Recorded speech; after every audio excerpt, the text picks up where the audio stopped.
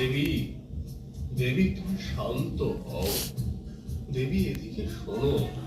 ও দেবী, তোমার ক্রোধ সংবরণ করো। কিন্তু শিবের কোনো ধন্যবাদ, কথাই যেন নাক দেবীর চুলকাচ্ছে। কানে পৌঁছালো না।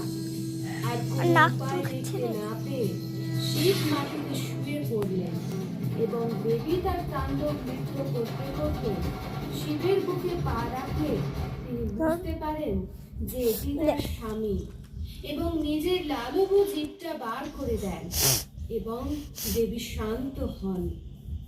মহামায়া এই মা কালীর রয়েছে বিভিন্ন রূপ।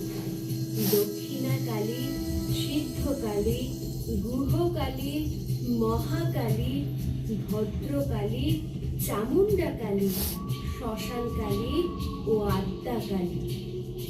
এছাড়াও মা